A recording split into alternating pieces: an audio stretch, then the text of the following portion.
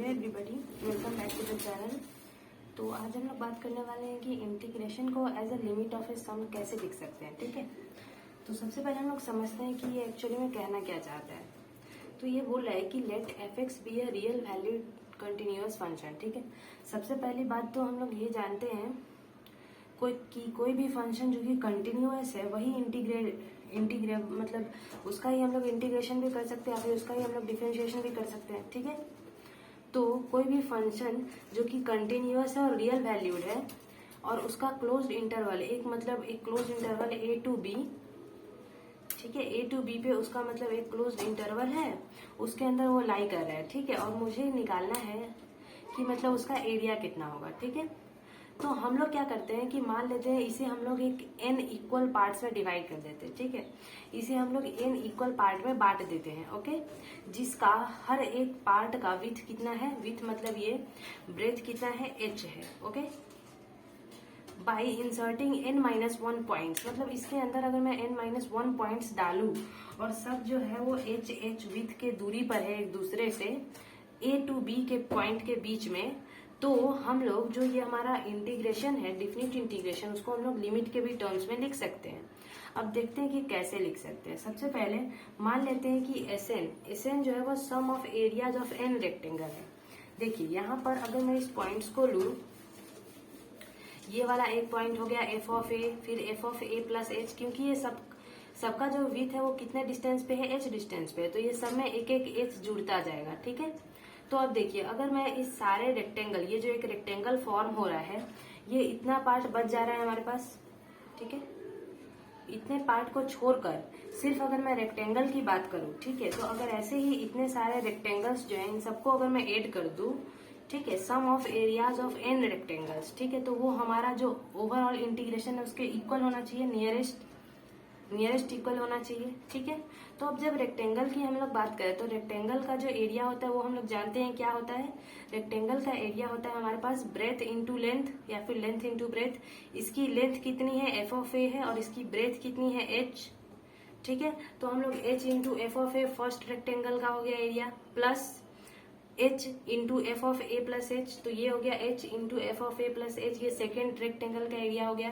इस तरह से हम लोग जो हमारा n रेक्टेंगल्स फॉर्म किए हैं उन सबका एरिया को अगर हम सम कर दे और उसे मान लेते हैं Sn के इक्वल। ठीक है, तो अब देखिए, अब जैसे जैसे n को हम लोग बढ़ाएंगे, मतलब नंबर ऑफ पार्ट्स को जैसे जैसे बढ़ाएंगे वैसे वैसे एरिया उसका बढ़ता जाएगा। ठीक है, वैसे वैसे रेक्टेंगल्स की संख्या बढ़ेगी और रेक्टेंगल्स की संख्या बढ़ेगी तो उसकी विड्थ क्या होगी, डिक्रीज होगी। तो इसकी वजह से अगर हम लोग इसे n टेंड्स टू इन्फिनिटी पर, मतलब एक n को वो हम अप्रोक्सीमेट कहाँ तक कर रहे हैं, इन्फिनिटी तक कर रहे हैं। ठीक है, और उसका हम Sn निकालते हैं। Sn का लिमिट अगर हम निकालते हैं इन्फिनिटी पर, ठीक है, अप्रोचेज टू इन्फिनिटी पर, तो हमारा जो डिफिनिट इंटीग्रल का वैल्यू है जो इस कर्व के अंदर का एरिया है वो आ जाएगा।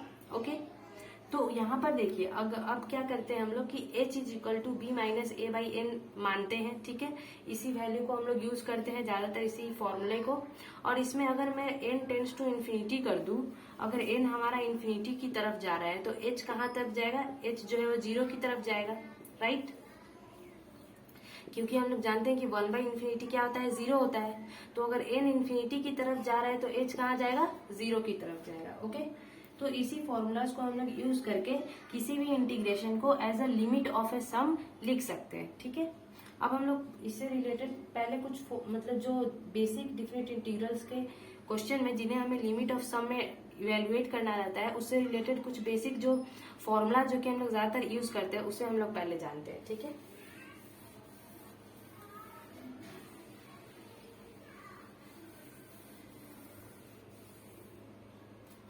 ओके, तो हमारा सबसे फर्स्ट फॉर्मूला क्या हो जाएगा कि 1 plus 2 plus 3 plus up to n-1 is equal to n into n-1 by 2। Okay, similarly 1 का स्क्वायर प्लस 2 का स्क्वायर प्लस 3 का square plus test plus n-1 का whole square is equal to n into n-1 into 2n-1 by 6।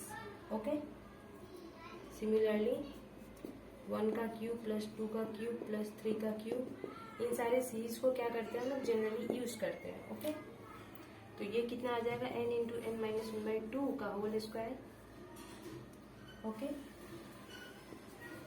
उसके बाद a plus a are, ये एक geometrical series है, a r square plus a r to the power n minus one is equal to a r to the power n minus one by r minus one. Okay, r not equal to 1। Okay, now 5 sine का series है ये, sine a plus h plus dash dash plus sine a plus n minus one h is equal to क्या हो जाएगा आपके पास, sine a plus n minus one by two h sine n h by two divided by sine h by two. ठीक है, अगर आपको ये फॉर्मूलाज याद नहीं है तो आप इसे लिख सकते हो। ओके,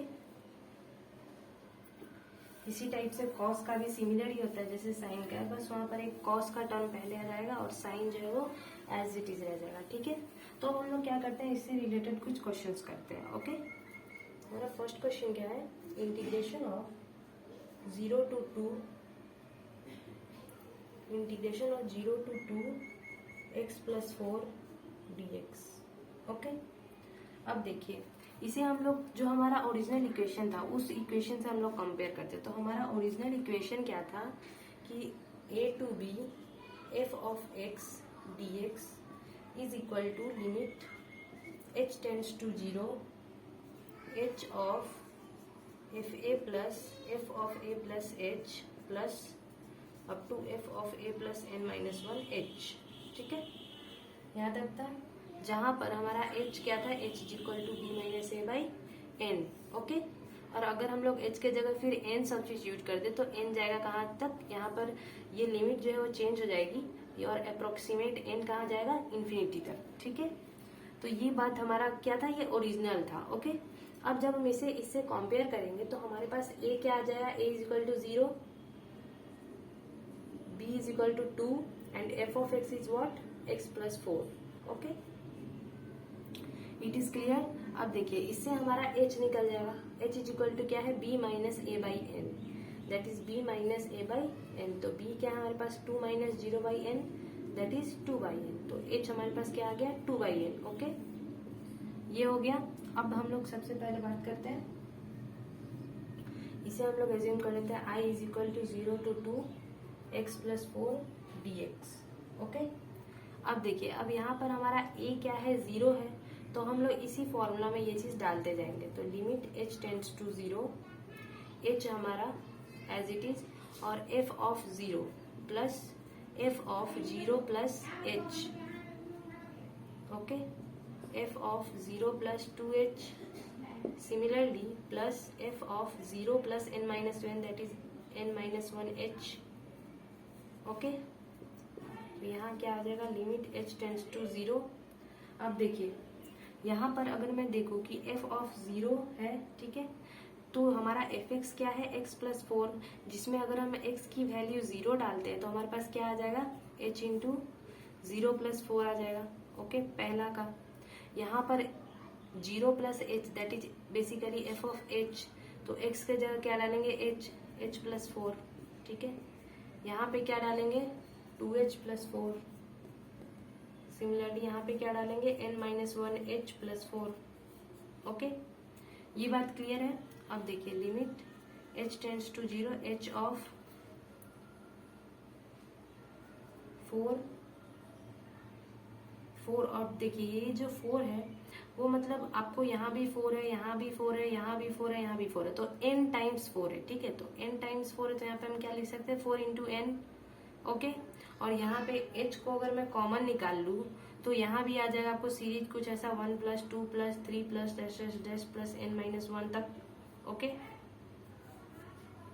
अब देखिए अभी अभी हम लोग कुछ देर पहले इसका फॉर्मूला पढ़े हुए थे, इसका फॉर्मूला क्या था, n into n minus one by two. तो इसी फॉर्मूला को हम लोग क्या करेंगे, यहाँ पर यूज करेंगे। उससे पहले हम लोग इरेज कर लेते हैं ऊपर वाला टर्म्स। ठीक है, तो यहाँ पे इरेज कर लेते हैं।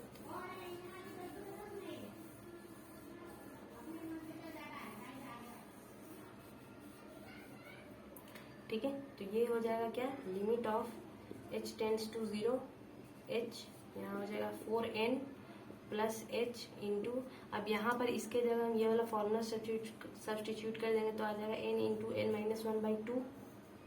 ओके, अब देखिए, अब हमारे पास h की वैल्यू क्या थी, 2/n थी, और अगर मैं h के जगह 2/n रखूं तो अगर h मेरा 0 की तरफ जा रहा है तो n कहाँ जाएगा, इन्फिनिटी तक, क्योंकि देखिए h और n जो है वो क्या है, इनवर्सली प्रोपोर्शनल है, मतलब h अगर 0 की तरफ जाएगा तो n को कहाँ जाना पड़ेगा, इन्फिनिटी की तरफ, ठीक है।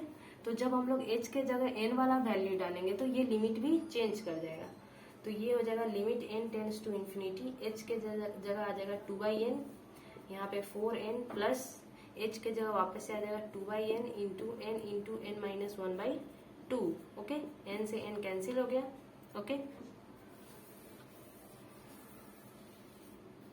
Now this is equal to limit n tends to infinity 2/n, इधर हो जाएगा 4n प्लस ये 2 से ये 2 कैंसिल हो गया तो प्लस n माइनस 1, ठीक है। यहाँ आ जाएगा आपको limit n tends to infinity, ये हो जाएगा 2/n into 5n minus 1, that is limit n tends to infinity. आप इसको मल्टीप्लाई कर दो तो 2/n इंटू 5n, n से n कैंसिल हो जाएगा तो 2 इंटू 5 10 आ जाएगा, ओके 10, और यहाँ माइनस कर दीजिए तो 2/n माइनस 2/n, अब हम n की वैल्यू इन्फिनिटी डालेंगे तो ये टर्म क्या हो जाएगा, 0 हो जाएगा, क्योंकि हम लोग जानते हैं कि 1/n इक्वल टू क्या, 1/इन्फिनिटी इक्वल टू क्या होता है, 0, तो ये वाला टर्म हमारा 0 आएगा और ये तो कांस्टेंट एज इट इज रहेगा, तो हमारा फाइनल आंसर क्या आ जाएगा, 10, okay. So this is our final answer, ठीक है। तो इस तरह से क्या करते हैं हम लोग, किसी भी डिफिनिट इंटीग्रल को as a limit of sum express कर सकते हैं, ठीक है, और इस टाइप से हम लोग क्वेश्चन भी सॉल्व कर सकते हैं। Thank you for watching, have a nice day.